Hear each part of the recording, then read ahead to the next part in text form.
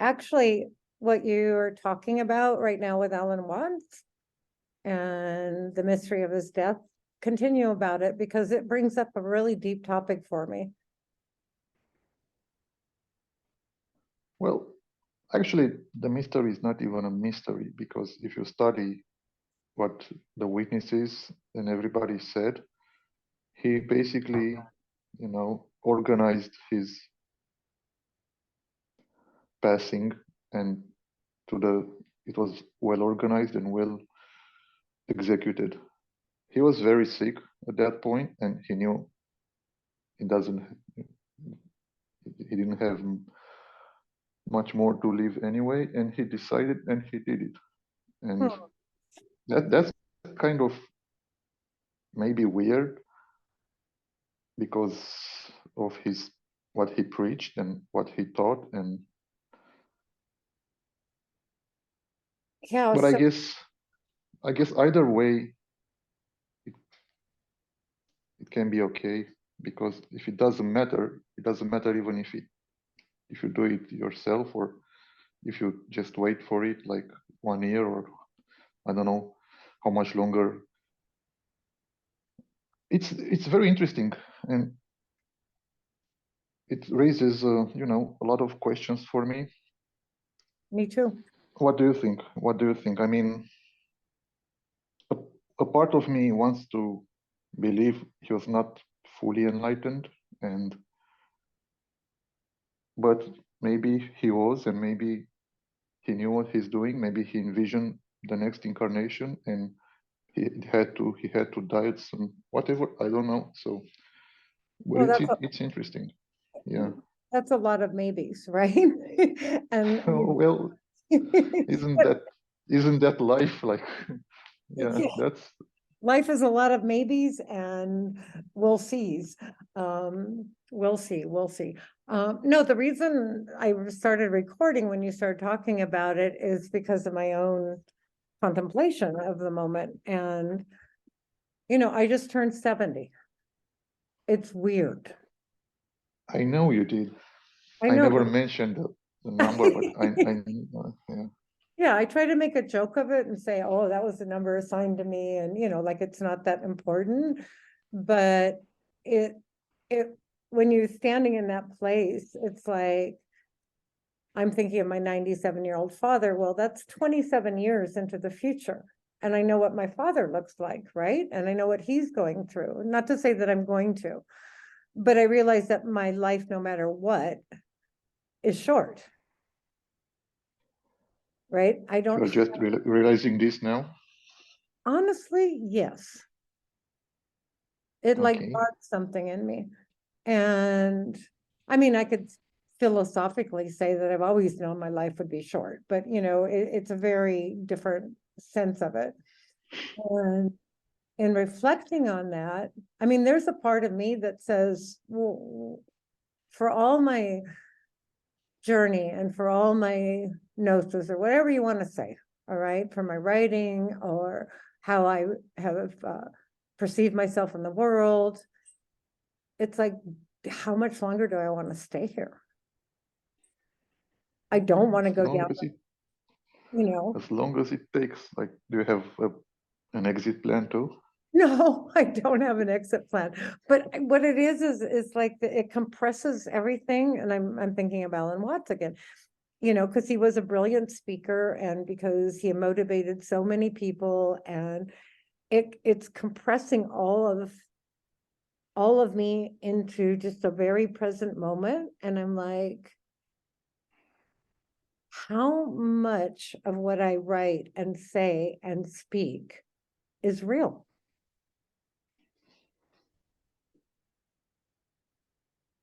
So there's like this. In what sense? In what sense? Like, Well, I mean, I can observe myself. I've talked about that a lot. I can see the effect, let's just say energetically, of my being with other people. But it's almost like you have to go through this, or I feel like I need to go through this passage of almost doubt. And I don't think it's bad. I don't look at it as a negative thing. It's more like it really has to be real, Christian. Like love really has to be real. And that's why I wrote about giving oneself over to the fallible. It's like that becomes more important to me than anything right now. I don't know if I'm explaining it very well, but I think you do, but it's I like don't know. It's like ruthlessly honest with myself. Like I'm honest. I don't know, I'm an honest person. I know that, but I don't know, maybe it's just a deeper depth type. I'm not sure how to explain it. I'll find out. aren't it's like isn't there too you're trying to express too much or too many thoughts or too many ideas that Did you read the maybe last are thing I posted? yeah I did I did Mhm. I did but Yeah, it's along and that line. I completely understand, Mhm. but why did you even feel the need to post that? I mean, while that is true, why Perhaps not for myself. when I think you ultimately, or I do anyways, I write for myself because it's almost like this inner, it's pressure inside me that wants to come out. It wants to express. And I'm very uncomfortable until I express it. It hounds me, like get this out. And then if I were to analyze it, well, yeah, I'm doing it because of that. At the same time, perhaps one other person reading it or somebody else might relate to it or might get some, at least some deeper thought about it. A lot of people that I know, how would I say this? Well, it's surrender. That's all. They don't know how to surrender. They don't know how to let go. They don't know how to let go. do you know that? Do you know how Yeah, to surrender? I know somebody that taught me that really well. Yeah, I do. Actually, I can say that. I think I can say that. That doesn't mean I won't be tested for another letting go or whatever, but in general, yeah. And that's why I was saying it's like going back to my hometown and then just listening to everybody, and they're all attached to memories. Like that's, I mean, I've wanted to remember many things in this life, but mostly from other lives. I wanted to remember who I was. So like being attached to certain memories and reliving them over and over again, I'm not really doing that. But who you were in other lifetimes is still with you, was still here. Why do you, I mean, But I've lived a long life now in a certain way. And so there's really more, yeah, we talk about Ellen White again. It's like presence. It's like being more in the now. Just that alone. And it doesn't mean that I yeah. don't have memories and doesn't mean things don't play out again. I have like certain things that keep coming back, but they're much more in tuned with lessons, important, even hard times in my life. So I get to go review that and how do I react to it? Well, most of the time I don't have any emotional reaction. It's just like I'm seeing a film playing. Do you think you may be looking for a meaning for this lifetime and for your presence? Because I've seen in other people that when they are getting older, they start to, they try to find a meaning for their life that it don't matter, like, doesn't matter what job they had or how many kids, but they want to add everything up, and they want to create something in their mind that they're meaningful, and it becomes an obsession. And I've seen that with, you know, a lot of people I am close to or was close to, and I kind of never understood that and never liked that. The obsession one gets to, you know, having a meaningful existence, like only just the simple existence is not enough. You have to think about, wow, I did this and I did that. You have to add everything up. I'm not talking about you now. So I went, it's not about you, but it's a real thing. People, as they are getting closer to death, they so want to find a meaning and a purpose. I know that, and I've thought about that a lot. Not maybe in reference to myself exactly, but in what is the meaning of life, right? More general, more along an esoteric thought wave. I don't think I'm doing that. I mean, I love that you would ask me that question because it's something to meditate on.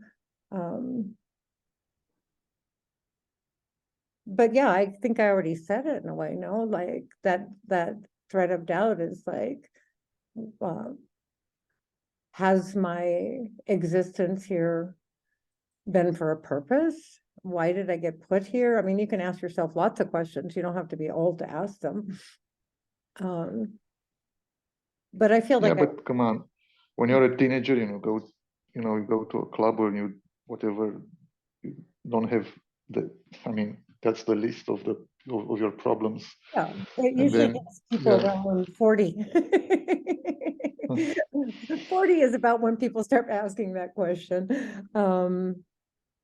Not all people, but yeah. No. And so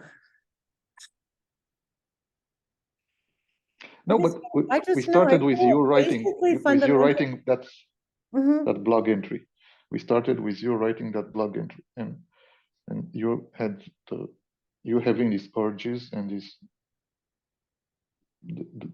push to write, and which is awesome and is creative. But where is that coming from? it's coming from my direct communion with whatever you want to name, God or creator or source. Okay. That's where it's born from. And so in my own life, like, I feel pretty satisfied with it, Christian, in a lot of ways. Like I'm actually kind of more have a sense of wonder, like, what? How did all this happen? How did I end up here right now? I didn't plan out my life. I didn't like planning things, and I didn't like conforming to things, and I had to find some sort of freedom of some sort. So I did things that most people don't do. And in that, it's kind of amazing to me. Like me looking at me from the outside, it's like, how did that happen? And that's why I wrote part of that. It came from that, right? Something was guiding me all this time. Okay. Mm-hmm. I find nothing wrong with you writing and expressing, and even if I did, doesn't matter what I mean, but I actually find it awesome. But I'm not gonna give you just a free pass. No, that's why I like talking. Yeah. Because you really do know me in many ways that other people don't know me. And so I don't ask for a free pass, I mean, I like to be questioned. Matter of fact, it's something that actually inspires me when people like come at me and question me, which I don't really have too many people. Well, I really don't have anybody in my personal life right now that does that, but I have had online. So yeah, we should all embrace that, no? Like somebody questioning you. Because you can be intimidating. That's why many people may choose not to question, because they look at you, better not go there. Like, You yeah, think, really? yeah. Yeah, well, it is what it is. And, on the other hand, we talked about this last time, like, and I guess this is how I get my affirmation more than anything else. It's like when I can hold an open, non-judgmental or space for people, there's something that emanates. And it's not Christine. Although I have to always guard that, I don't take it on, but I've seen some amazing things happen to the people that come around me. And I'm not giving myself credit for anything. It's just like, I just had somebody else that's like this woman, and she's a walking mess of trauma, and she's really hard to deal with, but I've always kind of liked her because she's kind of like a child. And, she's triple vaxxed and, masked up and, thinks like a Democrat. But she came in the other day and she was super pissed off. Isn't that the first thing? She was super pissed off because she keeps getting the COVID. And she goes, I'm never going to believe them again. And that was pretty fantastic because that came out of her. But then after that, she's doing some really deep work, and she's 77. And she's finding her inner child, and she's nurturing herself. And I was just sat there kind of with my eyes open going, the last person I thought would change. And there she is, changing. You never know. You never know, exactly. And I think that's really important for people to hold in their consciousness. You don't know somebody else's journey. You don't know when they're going to do whatever it is that, they're getting inspired to do. So that was really nice. Yeah, lightning could strike. Mm-hmm. Yeah. So what's your opinion on that Naomi Wolf blog entry? I've only read part of it because it was so wordy, but why don't you talk about it first, and then I'll jump in. I just read another piece of hers apologizing to the Republicans, and I'm reading the whole thing and I'm going, I think she's using literary liberty, right? Was she really? But you know what? I don't really know her. Do you? Not a You've lot. heard of her before. Not a I mean, lot. it's not the name doesn't ring a bell for you? Her Yeah, name? of course it does. She's been out there a lot. I've seen her on different podcasts. Well, it doesn't for me. So that's, I mean, did you liked her in the past, or? Yeah, she's an outspoken truth teller, and she is somebody who actually believed in the Matrix, and she was part of it, and then she started waking up and started getting very vocal. That's about all I know about her. And she's really appreciated. I know that by a lot of people because of that. But no, I haven't followed her. I'm following her on Substack. But I'm following a lot of people on Substack, and I can't sit around reading other people's words all day. Although I have to say there's some really good writers there. So she was talking about the return of the old gods. Yeah, I mean, the premise was that she analyzed all these last 2 years from 2020 to 22, and she went in like, okay, let's see how we got here from a political point of view, from an economical point of view, and then because she really knows the US inner workings, and she knows about one thing or another about international policies and this and that, and she couldn't figure it out how everything unfolded in the past 2 years. Now we can probably say 3 years, but whatever. And she made this like repeatedly she made this a point that she's a very rational human being, and she doesn't, jump to supernatural like, wow, she's not anti, but she tends to not go there if she doesn't really have to. But in the end, she came up short, and she had to go to the supernatural because for her there was no other explanation. Nothing else made sense. And that surprised her, right. Which in is the beginning. part of her journey that I know about. And I think really actually any rational human that has observed the world closely for a long time knows that there's a supernatural part of this, that it is a spiritual war, because nothing they're doing in the outer makes any sense at all. If you don't go there. You're right.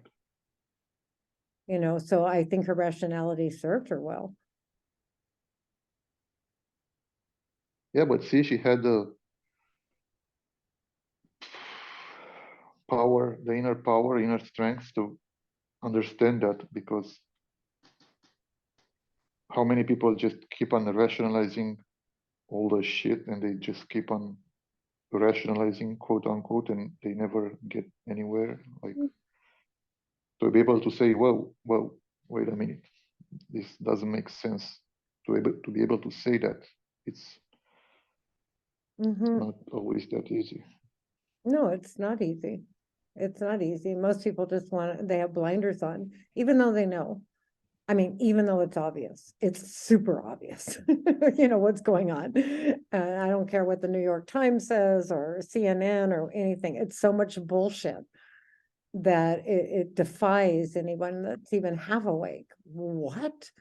The lies. I mean, it's just blatant lying. On the other hand, if you ask people on the street, or the common people in all the countries, if you ask them, is the government, are you okay with the government, or is the government leading you on a good path? Like, the vast majority of people will say, no, I don't trust the government, and never, they're full of lies and they're corrupt and this and that. So while a vast majority agree with that, most of them don't really care to go further. Like, they just think it's corruption, it's this, and the parties and everybody's corrupt, and they don't, take it one step further. Well, wait a second, what's going on here? How can they be this corrupt? And this is actually stupid corrupt, because you're not even making sense from a corruption point of view, because you want people to, you understand. So she got it. She nailed it. Beautiful. Admittedly, from a Jewish kind of point of view, I mean, she's Jewish by birth, but she's not formed. I mean, her opinions are not entirely dictated by. She's not set in that belief system.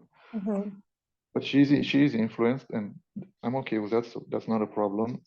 But her contention was that the monotheism was a big step forward for humanity from polytheism, and that one God was such a big deal, which I think it's maybe actually true. I mean, it's true. It was but what she doesn't talk about is that even that God like it's portrayed in the Old Testament or in the Torah or in even the New Testament, even that God is not, it's not necessarily, I mean, there are issues there as well. Well, I mean, first of all, if you look at the Hebrew and they have, I don't know, 100 name for gods, right? So, and you can literally, take the Greek gods and the Norse gods and, and you can see how they're actually personifications of what we call God, right? And so, Actually, no. Actually, I mean, I'm just saying what I think what she believes is actually no. All this multitude of gods are just an expression of,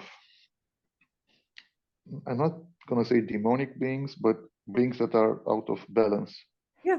Because, and she's right. If you read the Legends of Olymp, I don't know if that in English, that's his Romanian Olympus. translation. Olympus, yeah. Oh, And look you see what all the gods. Yeah. Yeah, you see how the gods Zeus and Aphrodite and Athene and how they acted.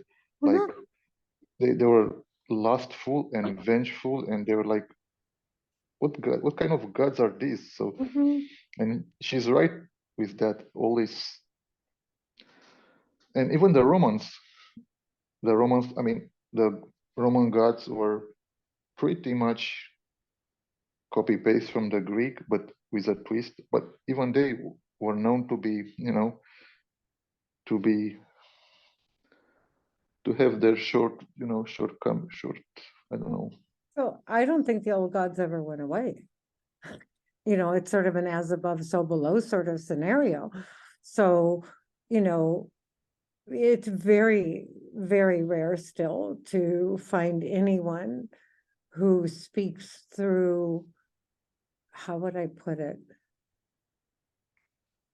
The generous heart of God. But who are these old gods? We're talking about them, but who are they? Where did they come from? Well, I said personification, right? So the ancients looked up at the sky and they started naming gods. I mean, they're in the constellations, they're in Olympus, they're everywhere. I mean, in the Vedic, I mean, no matter where you look, you've got all these gods representing lust, war, so I'm really not making any argument with them, but I think most people today are still worshiping them in one way or the other with no understanding that's what they're doing. Because before a human can actually have anything close to what I call communion, you have to integrate your own shadows. You have to integrate all those old gods, right? Your lust, your this, your that, until that you're holding your shadow, you're not hating it, but it's integrated now. It's not bothering you anymore. Okay, so you think these old gods were just projections? They were not real. They were just like I don't people. know. I really don't know. I mean, I've had, astral events in my life, and one of them was being in Olympus. Really? Yeah. And I don't know what to make of it. I don't really, I've never even talked about it. And so, and certainly, I mean, our ancient cultures and Greece and the other times that humans were here, we didn't live in a world like the world today. Things were not the same. We definitely had connection with the unseen in a more full-blown way. Yeah. So, I mean, it doesn't matter or not matter. I mean, they certainly, well, I mean, did they walk the earth in human skin? No. Except for maybe the Nephilim that had sex with women, and even that, I'm like, I keep trying to imagine giants having sex with a human woman, and somehow I can't figure it out. But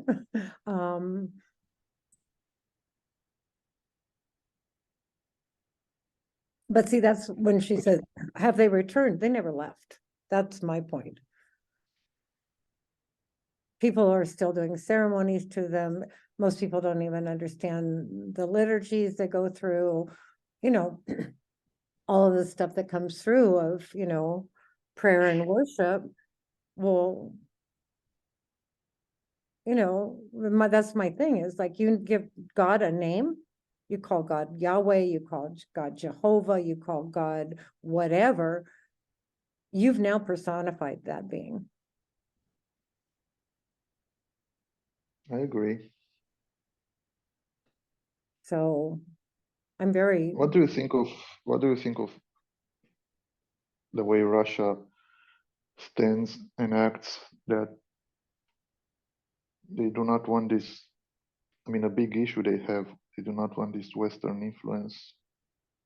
I can't help but Kind of agree. what they perceive as decadence and what they perceive as, you know, transhumanism and all this trans everything. They do not want, and that there, and they say that they're Orthodox Christian and they have their church and they have their God and their Bible, and that's pretty much that.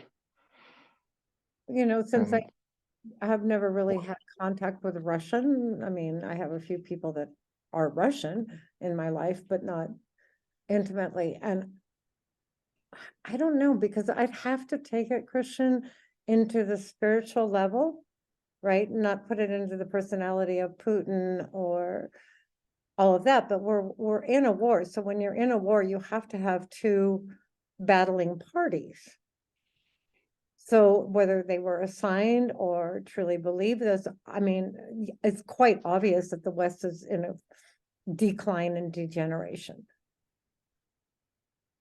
I mean, it's just yeah, obvious. but they're saying that part of the war, and they're saying at the highest level, even if you look at Putin's speeches, Yeah, they're saying that part of the war is a spiritual war. But they do not want to be dragged into this right. Well, thing that, yeah. when I look at it, you know, I listen to Putin's speeches and I'm like, I wish that somebody in the West would talk like that, right? That actually had some real truth or some real power behind it. But like I said, I mean, we've been divided now because it is a spiritual war.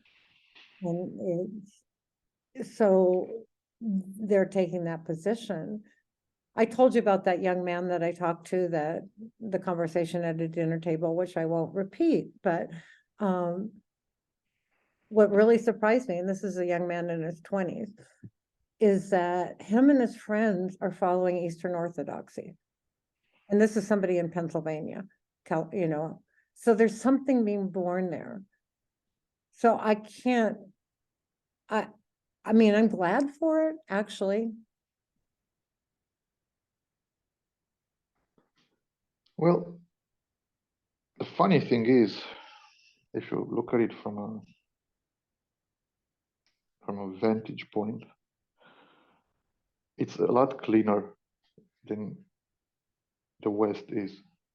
The East now, even China, but let's just talk about Russia. Mhm. It's a lot cleaner. The energy is cleaner, and yes, they don't have this all this decadence. Mhm. That, but ultimately, they choose to follow the Bible and a God that may or may not be in the way that they imagine it. So I really don't know their ceremonies. I don't know really that much about it. it's pretty much being a Christian Orthodox is pretty much being Catholic with few. There are minor, or some would say major, but for us there are minor differences. The belief is the same, that, you know, Jesus is the Savior, and you can only redeem yourself through Jesus and this and that. So it's 90% the same, 10% it's a, you know, there are differences. So, Mhm. but Well, you can think of Catholic Church is the same thing, except for the pretty Catholic much, Church right now is completely gone. I mean, it's completely moved into. except for Actually, yeah, the priests in the Orthodox Church, Eastern Orthodox Church, the priests are allowed to marry and they have families and they have wives. So that's like a lot healthier than not being able to Them being have celibate, a but you're woman. not really celibate, so you like altar boys. Yeah, I mean, Um, how many problems could have been avoided in the Catholic Church if they just allow priests to get married and mhm. have, you know, I mean, Yeah, well, I mean, you know, it's being said all over the internet, and I hear it all the time in my private life from people that I talk to. I mean, this is considered a war on Christianity, and if I get a really, really far away from it all, and like it's as more encompassing view, all this has to play out. I mean, we are moving out of the time of Pisces and we are moving into Aquarius. So, I mean, I love my Christian friends. I have no, they have much better, they're more honorable, they're more caring, they're charitable, they're a lot of things. that's my point. That's exactly my point. Christians, like devoted Christians, are actually cleaner if you think energy and if you think lifestyle, and they're cleaner. And so, and if somebody wants to eradicate Christianity or to phase it out, I kind of against that Mhm, myself, mhm. because it's such a stabilizing force, you know, in a life, in society. And of course, what's that? What's going on there? Doggy, out, go out. Okay, let me open the door.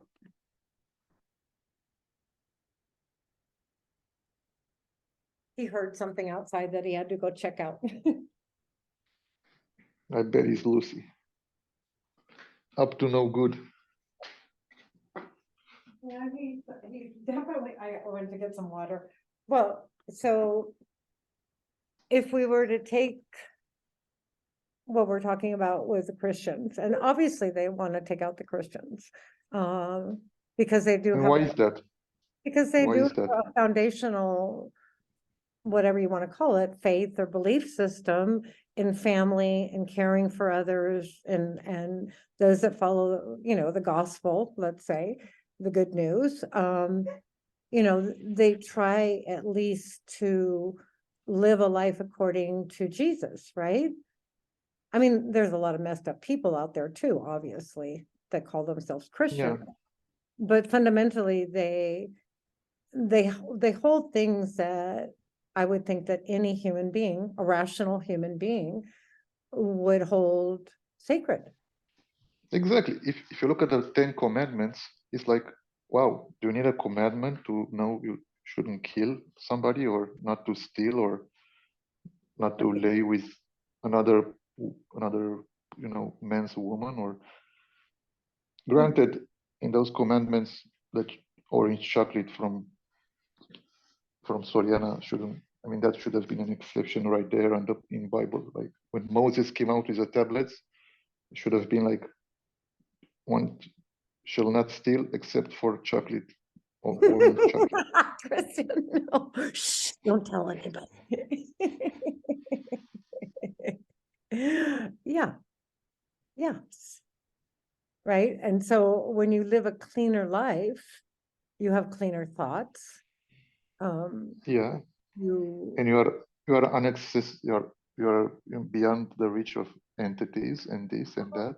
right. And what they want to create is a free for all, nothing really matters, post apocalyptic society. Like, They're doing a pretty good job. And people that should know better don't care, like you said. They say, oh, that's just the way life is. And so they go along. And they're not but bad that's people. not that's not just that's not the way the life is. I know, we know that because we Yeah. see, and I don't mean just you and I mean millions of us.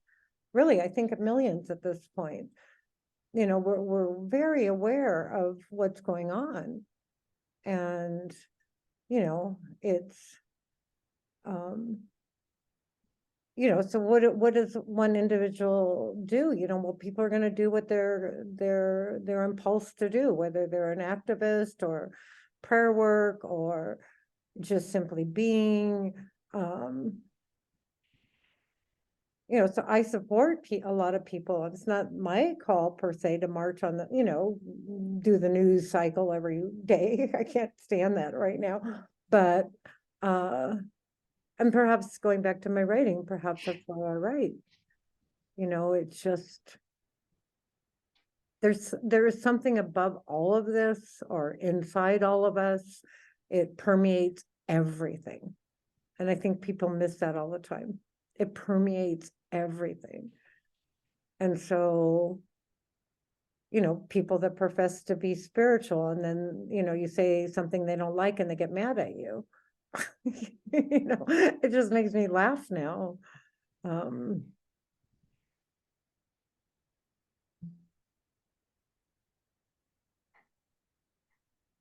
know what I figured? Like, I'm pretty sure Alan Watts was drunk during most of his awesome speeches. I'm pretty sure he was drunk. I just figured that out. I thought that it was a way that he could loosen himself up and just let it flow out of him. Exactly, yeah. And yet, obviously, as a man, there was still a lot of conflicts going on in there. Because if he had to drink to do that, then, I don't know what is, I love listening to him. I really do, but. Yeah, but if that was the only way to do it, if that was the only way to do it, I'm glad that he did it that way. Yeah, and maybe for him in that lifetime, maybe in that space and time, maybe for him that was the only way to do it. I don't know, maybe not, but who's to say? Well, it's like I love Terence McKenna's talks too, right? But where did he get there? Well, he got there by massive heroic doses of psilocybin. He was fantastic. And do I judge that? No, we can't. We can't judge another soul's path. Yeah, and also Osho was like puffing. I don't recall what he was puffing, but he called himself the puffing guru or whatever. He was high all the time on something, and Right. Well, the one thing I can say about myself is that I don't imbibe in anything other than one shot of mescal every once in a while. Yeah, I wish I can say that for myself. But see, you understand that, right? Your experience is it, and actually alcohol was the thing that got me out of my introversion. I just didn't keep drinking. Were you an introvert? Super Christian. I had aspects of me that didn't act like that. I was reckless in a lot of things, but to be in front of people or to be conversing in a social situation was horrible. I never liked it. So when I found alcohol, I found out that I could be glib and funny and, people would like me. And so I used it for a while that way. Yeah.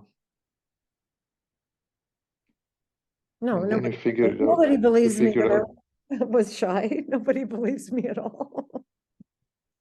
No, I know you were shy. I believe you. Well, you do. So maybe somebody believes me. Yeah, so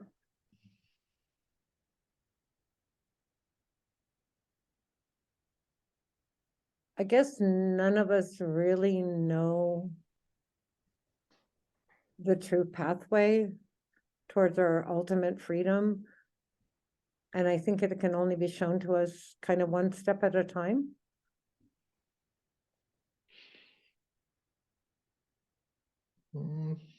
And even the word, even saying ultimate freedom, that doesn't even mean anything really, but at least, the ability to detach ourselves and untangle ourselves from this matrix of lies and coercions. And like you were saying earlier, what we talked about last time, when you have dark influences or demonics or things that try to attach to your energy body, I mean, those are kind of like marker points on a journey, whether we can free ourselves from them.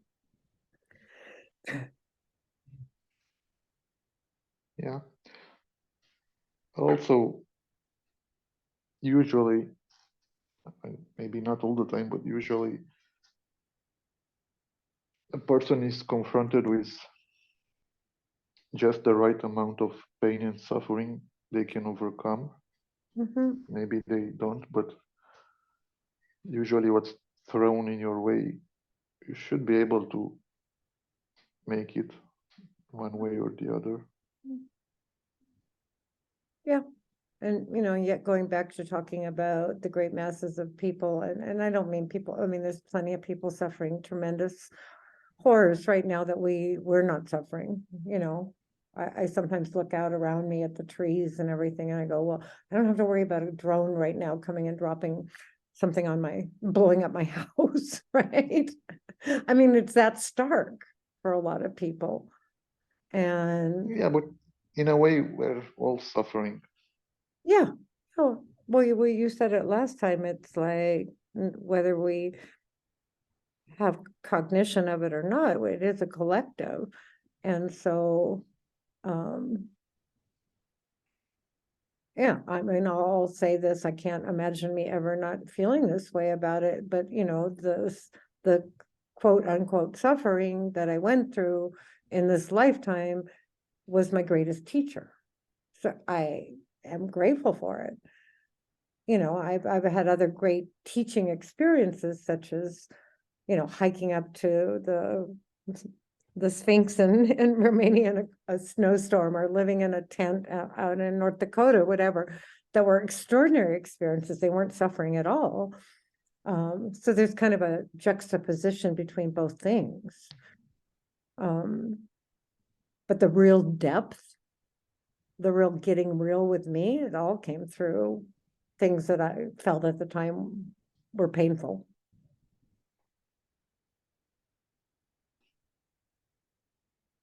Was it painful to be in a tent in North Dakota? No, that's the other side of it. Those were my mystical experiences. Those were the wonders of spirit. Those were moments of like, yes, there was endurance involved, but the spirit world, through that enduring cold discomfort, the world of spirit opened up for me in ways that I could have never imagined. So those are wonderful experiences. But I'm talking about the fracturing and the cracking and the shattering of the ego experiences, the losing everything. Thank God for that.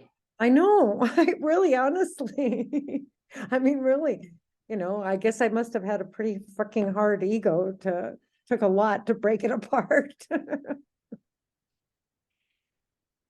Yeah, let's hope you did it. You break it completely. You broke it completely.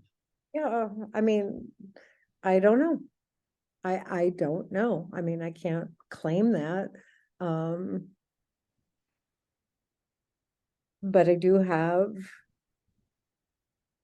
well, it's what we started talking about. It's like questioning oneself. Always have that question for oneself. Am I making things up? Am I promoting something that's not true to get attention? I mean, it may seem silly to ask those things, but I think they're really essential. And then being truthful enough with yourself. And yes. Yeah, but sometimes I think we can question ourselves too much and ask ourselves too many questions, and we go on the other side. I mean, Well, balance, Why balance. don't we just shut up for a change? Like have days when we shut up and I don't know, we got given, not question ourselves and not ask ourselves, and we just shut up and enjoy the cats and the sunsets and the mezcal and the cigarettes and just not question ourselves that much. I Maybe think I don't know. it's balance. It's definitely balance. It's not like I'm like constantly, well, I'll give you an example. So another friend came in the other day, really nice guy.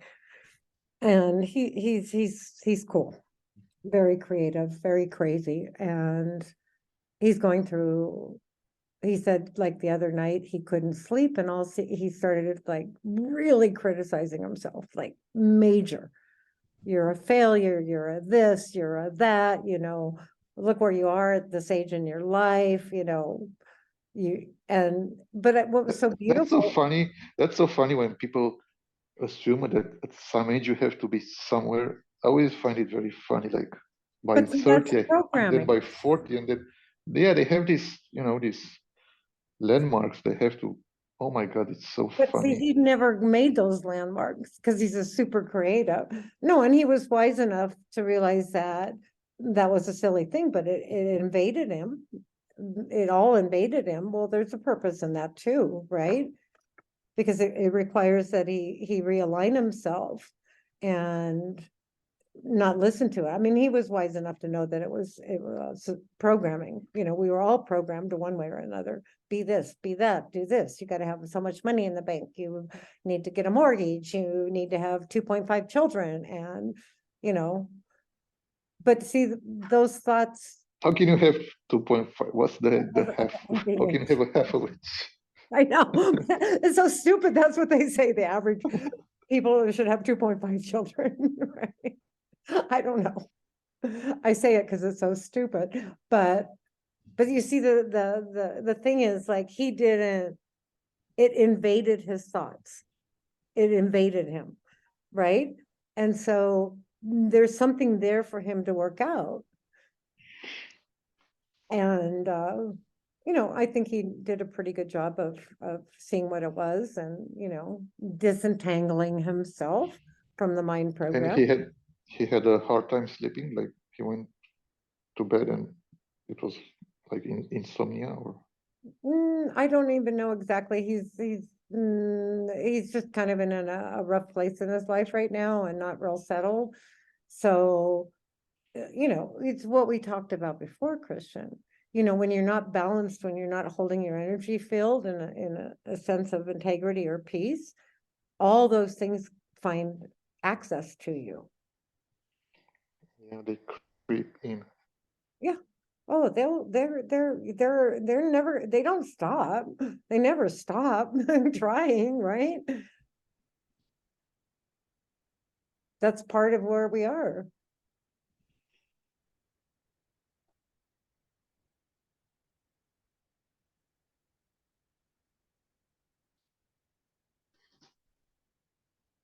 So back to balance, I think it's okay to question yourself every once in a while, to be really real with yourself.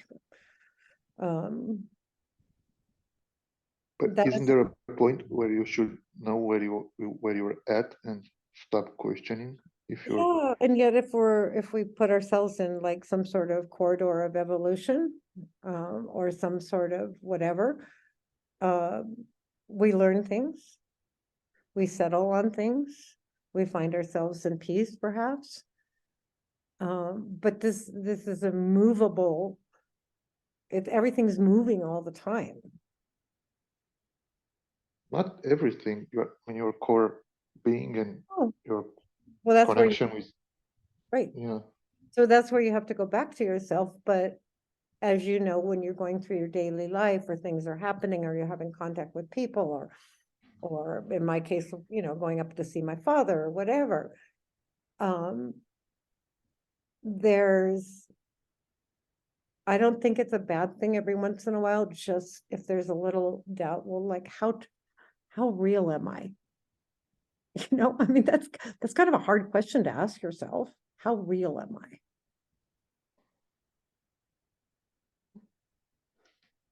I don't know. Are you asking that yourself? I'm just throwing it out. Like, am I what I project? Or, do I harbor secret? Why do you care so much what you project? Or I mean, it's I don't. Ultimately, I don't. But going back to the story of my friend, and I know this happens to you, thoughts come into you, questions come into you. In a certain way, you could say we're still seeking answers to certain things, or we wouldn't be listening to other people. So it's all okay. I mean, that's all okay too. You know what I mean? Like, that's okay too. yeah. So Are you like, listening to other people to like? Are you listening to somebody podcasts or whatever Substack like for spiritual reasons, or you are you just only listening because you are person, curious? well, no, because I took this track like months ago where I started, getting into the esoterica guy and, the old scriptures and the old writings and the cuneiform and, I mean, what is this place, right? Like, what is this place? So But even the esoterica guy, Dr. Justin Sledge, if I remember yeah, correctly, you got it. he's so well spoken and he has a wealth of knowledge, but he's not that spiritual. I totally That's get and that. that's And I can't even really listen yeah. to them anymore. And that's what happens to me. I'll find somebody, I find some information maybe that's important or that's something I didn't know, or it somehow fits into my threads or my weave or whatever. But it doesn't take too long for me to tire of them. Well, I mean the guy is doing what he's supposed to do. He's Yeah. where he's supposed to be. And if I want a dissertation on, Mary Magdalene or Mhm. demonics in the demonics in early Christianity or the witchcraft or whatever, how they persecuted the witches, and I can listen to him. Or Mhm. he was speaking about Lilith, the female demon that's so present, Right. from thousands of years. She's mentioned, and I found that interesting. And I was always the name Lilith. It's like I know about something. That name is so familiar. I've heard about. I've heard it like not this lifetime. There's something about that name that has a lot of energy, and Mhm. I listened to him, and you know I'm subscribed to esoterica, so Mhm. Yeah. that's fine. But what I find it lacking, and not for me because I take what I need. I need information, and he's good at that. But for him, personally, for him, I find it lacking, and maybe should put some effort into being more spiritual and Well, really, he's enamored of his intellect because he has a prodigious intellect. yeah, I exactly. He's mean, and he's that's he's why he's so masturbating interested. with his knowledge. His knowledge is the way of, And yeah. I good mean, for him. I mean, good for us, good for whatever, because he does no, do a good job. I would yeah, agree. but if you're like his friend with him, or if me and he were like going to have a beer, I would definitely mention that. Hey, dude, maybe you can, shut up once in a while. Don't do any episode. Don't do nothing, and just go watch a sunset, or because But as see, that much as you know, yeah, there's a hook in all these people, right? When they get a certain amount of people following them, it's an energetic hook. Because now you've got this mass, whatever it is, of consciousness following you and telling you you're great and how wonderful you are. And, you know, it's very, very rare for someone not to get caught in their own snare.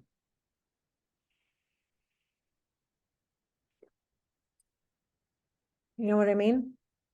They have to keep producing. That's bullshit. Nobody has to keep doing No, anything. but I'm talking Yeah, about the energetics of it. I'm just talking about the energetics of it. yeah, And but you can see it in gurus, you can see it in big personalities or whatever. They often say very truthful things. But when you, like Alan Watts again, when you get into the personal trajectory of their life, I think Alan probably could see what was happening, and perhaps that's why he got sick, and that's why he wanted to make an exit, because you do get, they do get trapped in it.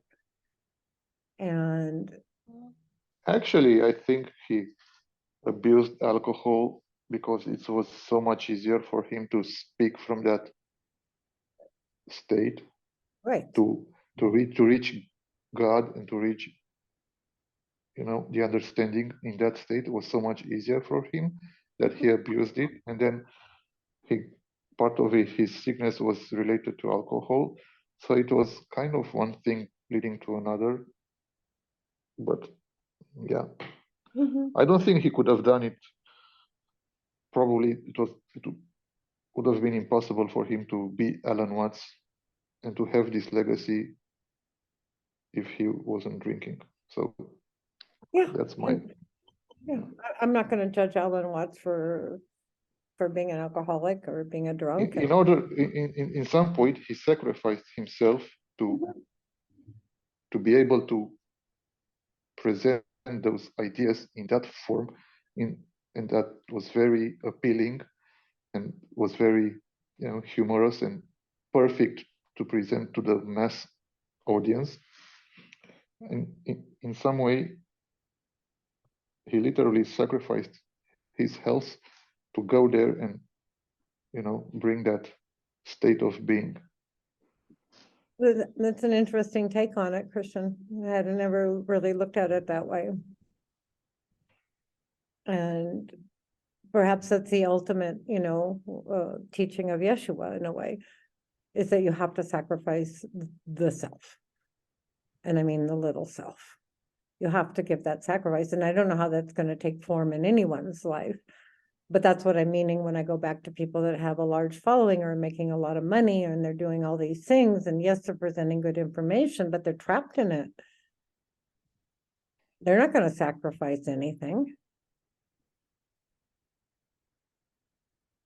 No, do you mean somebody in particular? Like you have a guru in mind, or? Well, I mean, I could name off many of them, and you know, I mean, Sadhguru to begin with, you know, but even like we were talking about Dr. Justin Sledge, and I don't mean to criticize him because he's doing what he wants to do, but that the ability to sacrifice yourself, your ego, when you have a large following is very difficult. Because it's like when they say you're possessed by your possessions. Well, that consciousness of all your followers is possessing you. It's demanding from you. It wants from you. So it's very difficult. Perhaps. I don't know Well, anything about that. it's just in my observation of people, you know, and people that go off track, right? They may start out with, you know, something really revelatory, and then they I think if somebody can go off track, they were never on the right track to begin with, but I may be wrong. So it's who hard to knows? say, you know. I mean, I'm not living their lives and I'm not inside their heads, so I don't know. But it's just an observation from the outside of many people. And again, I'm not really criticizing, because it's like I see how all the people, you know, that are talking now about what's happening in the outer world, or as Matt from Quantum of Conscious calls it, you know, the outer screen, you know, they're reporting on it all the time. And that does have some effect on the mass consciousness. So, you know, each of us has a part. We just got to find what our part is and be as honest and truthful and loving and as we can be, you know, and it is a question of purification too. Yeah. So here we are, Christian, talking again. I like it. I like it, but I feel like we're repeating things that have been said, even by you, but by so many people, like for thousands of years. It's nothing, absolutely nothing new. Exactly. But see, that's the beauty of truth. It's not new. And it is very simple in the end, really.